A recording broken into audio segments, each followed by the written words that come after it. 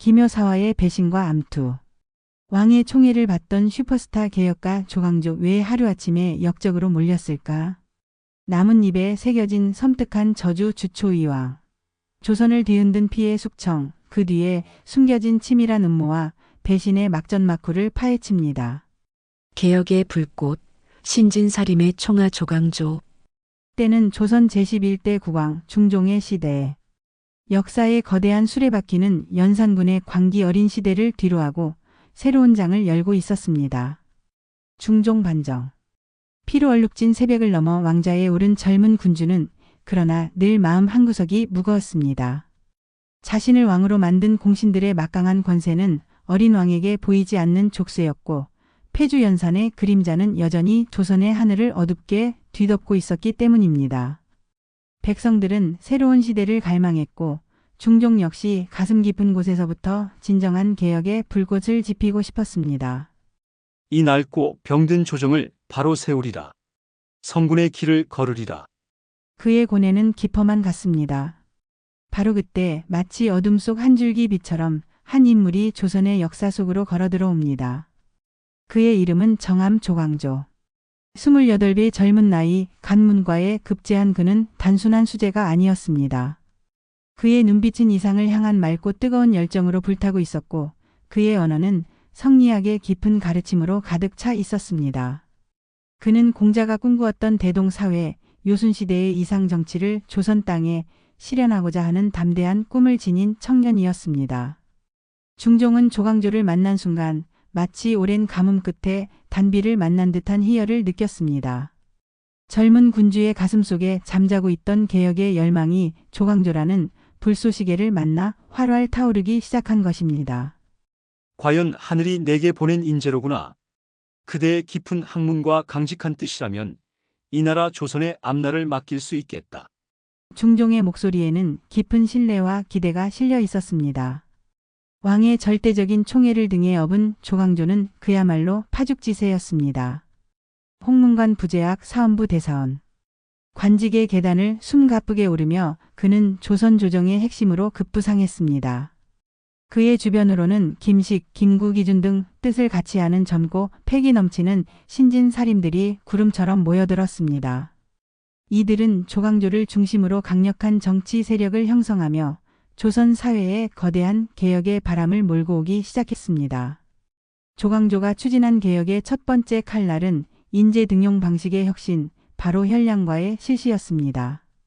그는 기존의 과거제도가 글재주만으로 관리를 뽑는 폐단이 크다고 보았습니다. 나라의 근본은 인재에 있사옵니다. 학문과 덕행이 출중하나 세상에 알려지지 않은 현량한 선비들을 발탁하여야만 비로소 성리학적 이상 국가의 기틀을 다질 수 있을 것이옵니다. 그의 단호한 주장은 중종의 마음을 움직였고 마침내 현량과가 시행되면서 수많은 신진사림들이 조정으로 물밀듯이 들어왔습니다. 낡고 정체되었던 조정에 신선한 피가 수혈된 것입니다. 또한 조광조는 미신타파와 성리학적 예교질서 확립을 위해 소격서 혁파를 강력히 주장했습니다. 소격서는 도교의 제사를 담당하던 관청으로 성리학을 국가 이념으로 삼는 조선에는 맞지 않는다는 것이 그의 논리였습니다.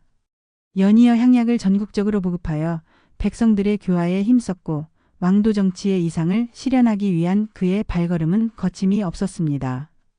중종은 그런 조광조를 바라보며 흡족한 미소를 감추지 못했습니다. 조광조가 있으니 나의 치세는 태평성대가 될 것이다. 조선의 새벽은 그렇게 밝아오는 듯 했습니다. 그러나 그 밝음 뒤에는 이미 짙은 그림자가 드리워지고 있었으니 흔들리는 왕심, 훈구파의 반격. 조광조와 신진사림들이 주도하는 개혁의 바람은 거셌습니다. 마치 마른 들판에 불길이 번지듯 그들의 이상은 조선 팔도를 뒤덮을 기세였습니다. 그러나 모든 빛에는 그림자가 따르는 법. 조광조의 급진적인 개혁은 기존 질서에 안주하며 막대한 부와 권력을 누려온 훈구 대신들에게는 거대한 위협으로 다가왔습니다. 특히 그들의 심기를 정면으로 건드린 것은 바로 위훈삭제 문제였습니다. 전하, 중종 반정 당시 공이 없거나 미미함에도 불구하고 공신으로 책록되어 부당한 특혜를 누리는 자들이 있사옵니다. 이들의 거짓된 공훈을 삭제하여 국가의 기강을 바로 세우고 진정한 공신들을 예우하여야 마땅하옵니다. 조광조의 주장은 논리정연했고 중종 역시 처음에는 고개를 끄덕였습니다. 그러나 이는 훈구파의 영린을 건드린 것이나 다름없었습니다. 자신들의 특권과 명예, 심지어 생존까지 위협받게 된 훈구 대신들은 격렬하게 반발하기 시작했습니다. 남곤, 심정, 홍경주. 이들은 훈구파의 핵심 중의 핵심이었습니다. 노예한 정객이었던 그들은 조광조의 순수한 열정과 이상주의가 자신들의 정치적 생명을 끊어놓을 칼날임을 직감했습니다. 그들의 눈에는 조광조가 왕의 총애를 등에 업고 전국을 독단적으로 운영하며 기존의 공신들을 모조리 내치려는 위험천만한 인물로 비쳤습니다. 저 젊은 애송이가 감히 우리를 능멸하려 드는구나. 이대로 두었다가는 조선의 근간이 흔들릴 것이다. 그들의 비밀스러운 회합은 밤늦도록 이어졌고 조광조를 제거하기 위한 음모가 싹트기 시작했습니다. 그들의 첫 번째 목표는 조광조와 중종 사이를 갈라놓는 것이었습니다. 남곤과 심정은 교묘한 언변으로 중종의 불안감을 자극했습니다. 전하, 조광조의 뜻이 아무리 옳다 한들 그의 방식은 너무나 급진적이고 과격하옵니다. 그의 주변에는 젊고 경험 없는 사림들만 모여들어 국론을 분열시키고 있사오니 이는 장차 큰 화를 부를까 심히 염려되옵니다. 때로는 눈물로 호소하고 때로는 정중한 충언의 형식을 빌려 그들은 중종의 귀에 독을 속삭였습니다. 특히 홍경주의 딸이자 중종의 후궁이었던 경빈 박씨 또한 이 음모에 깊숙이 관여하며 왕의 마음을 흔드는 데 일조했습니다. 밤마다 왕의 침소에서 속삭이는 그녀의 말들은 조광조에 대한 의심과 불안을 증폭시키는 촉매제가 되었습니다. 전하, 조광조의 세력이 하늘을 찌를 듯하니 백성들 사이에서는 왕보다 조광조를 더 따른다는 말까지 나돌고 있사옵니다. 이러다가는 종묘 사직이 위태로워질 수도 있사옵니다. 중종의 마음은 걷잡을 수 없이 흔들리기 시작했습니다. 한때 절대적으로 신뢰했던 조광조의 강직함이 이제는 오만함으로 보이기 시작했고 그의 개혁에 대한 열정은 왕권을 위협하는 야심으로 느껴지기도 했습니다. 반정으로 왕위에 오른 중종에게 왕권의 위협이라는 말은 그 어떤 것보다 민감한 부분이었습니다. 조광조를 향한 뜨거웠던 신임은 서서히 식어가고 그 자리에는 의심과 불안 그리고 알 수 없는 두려움이 싹트고 있었습니다. 훈구파는 교묘하게 중종의 그런 심리를 파고들었습니다. 그들은 조광조가 당파를 만들어 조정을 장악하고 결국에는 왕을 허수아비로 만들려 한다는 소문을 퍼뜨렸습니다. 심지어 조광조가 왕위를 넘본다는 끔찍한 이야기까지 은밀히 유포되기 시작했습니다. 굳건했던 왕의 마음에도 균열이 가기 시작한 것입니다. 개혁의 동반자였던 왕과 신하 사이에는 보이지 않는 벽이 생겨나고 조선의 하늘에는 다시금 검은 구름이 몰려오고 있었습니다. 그것은 거대한 피바람을 예고하는 전조였습니다. 주초위왕, 조작된 영모의 서막. 조선을 뒤덮은 개혁의 열기는 훈구파의 치밀한 반격 앞에 서서히 그 빛을 잃어가고 있었습니다. 중종의 마음속에 심어진 의심의 씨앗은 남곤과 심정 등 노예한 권모술 수꾼들의 손길 아래 무럭무럭 자라나고 있었죠. 그러나 그들은 결정적인 한 방이 필요했습니다. 조광조라는 거대한 산을 무너뜨리기 위해서는 왕의 신임을 완전히 돌아서게 만들 충격적인 사건, 백성들조차 고개를 끄덕이게 할 명분이 필요했던 것입니다. 그리고 마침내 그들의 머릿속에서 조선 역사상 가장 기묘하고도 악랄한 계략 하나가 탄생합니다. 바로 주초위왕 사건입니다. 밤 깊은 궁궐 후원, 은밀한 곳에 모인 훈구파 대신들의 눈빛이 번뜩였습니다. 그들의 손에는 꿀단지와 붓이 들려 있었습니다. 그들은 나뭇잎들을 모아 그 위에 꿀물이나 설탕물로 글씨를 써 내려가기 시작했습니다. 달릴주 자와 닮을 초자, 그리고 될 위자와 임금 왕자. 주초위왕. 이 네 글자는 언뜻 보기에는 아무런 의미가 없어 보였지만 파자를 하면 끔찍한 의미로 변했습니다. 주와 초를 합치면 바로 조광조의 성씨인 조자가 되었기 때문입니다. 조씨가 왕이 된다. 이보다 더 섬뜩한 영모의 증거가 어디 있겠습니까? 그들은 이렇게 글씨를 쓴 나뭇잎들을 궁궐 안에 감나무나 뽕나무 등에 매달아 놓았습니다. 시간이 흘러 꿀물이 마르고 그 자리에 벌레들이 모여들어 꿀물을 할아먹으며 글자 모양대로 잎사귀를 갉아먹게 됩니다. 마치 하늘이 내린 계시처럼 자연이 만들어낸 영모의 증거처럼 보이도록 꾸민 치밀한 조작이었습니다. 며칠 후 이 기이한 나뭇잎들은 궁녀들에 의해 우연히 발견됩니다. 궁녀들은 경악했고 소문은 3시간에 궁궐 전체로 퍼져나갔습니다. 나뭇잎에 괴이한 글씨가 나타났다고 하옵니다. 필시 하늘의 경고일 것이옵니다. 이 소문은 곧바로 중종의 귀에도 들어갔습니다. 처음에는 반신반의하던 중종이었지만 그의 앞에 실제로 벌레 먹은 나뭇잎들이 증자로 받쳐지자 얼굴이 하얗게 질리고 말았습니다.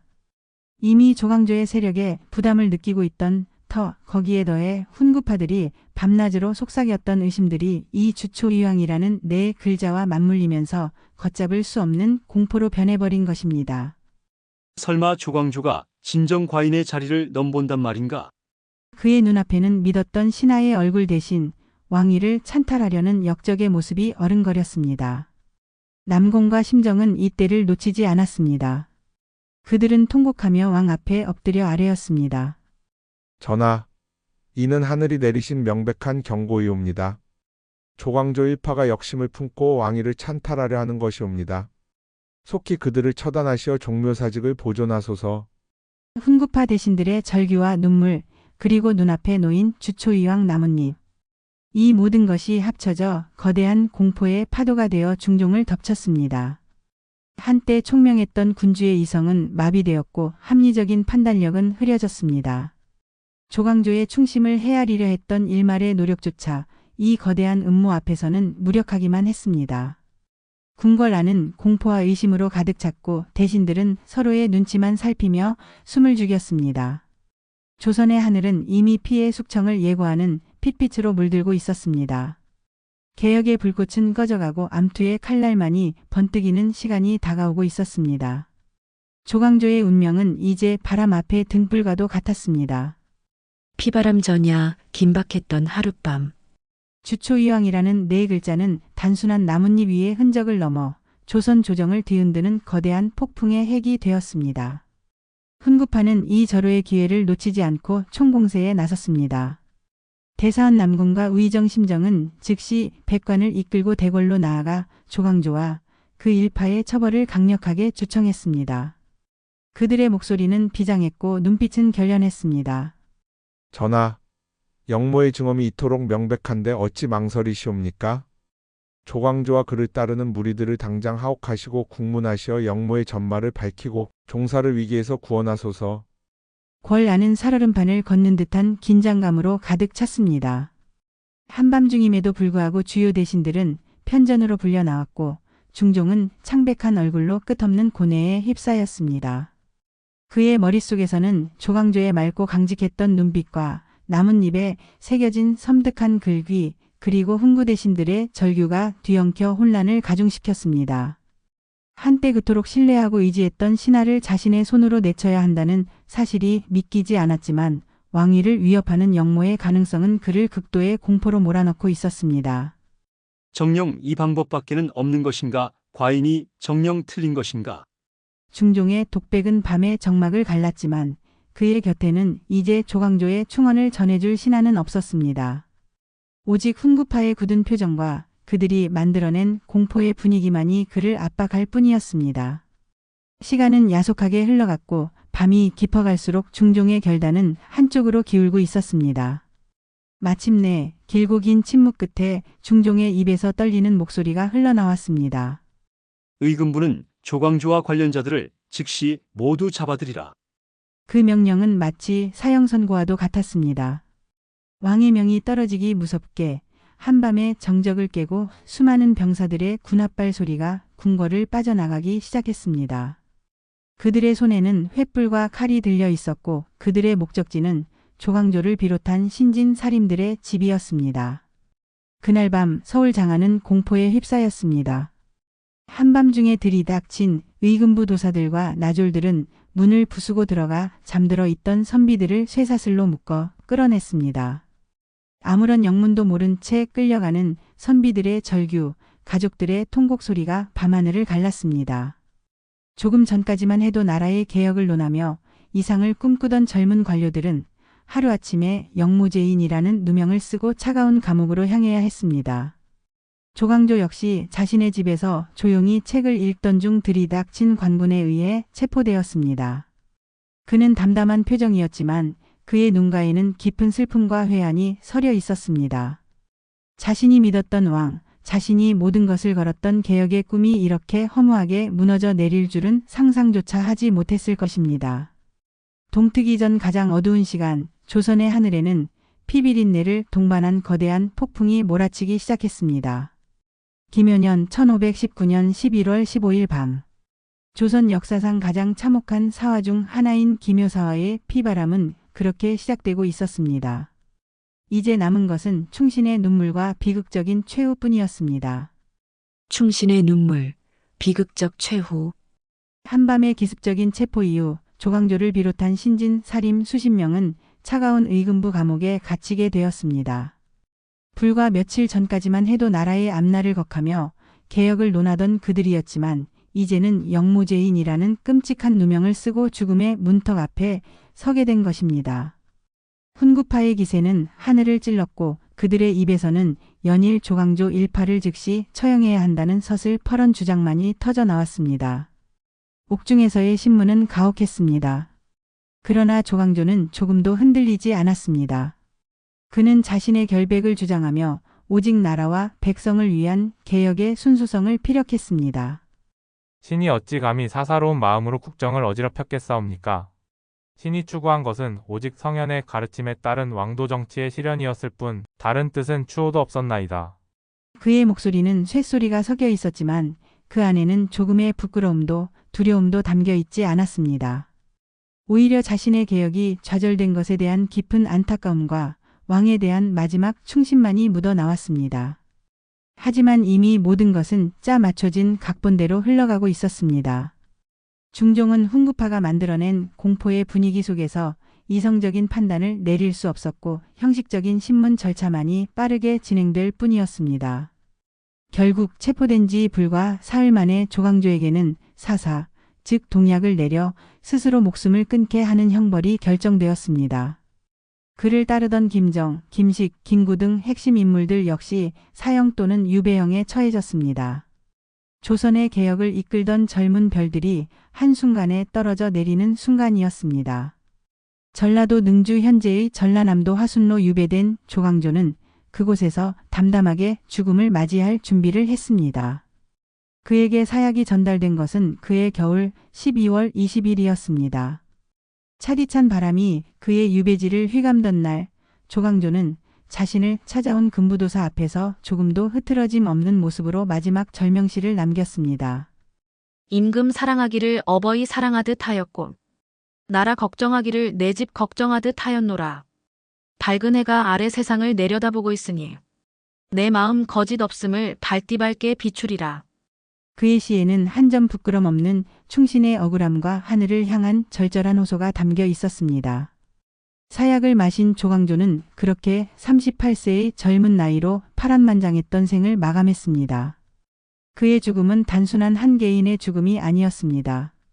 그것은 조선의 개혁이 좌절되었음을, 이상을 꿈꾸던 시대가 막을 내렸음을 알리는 비극적인 상징이었습니다.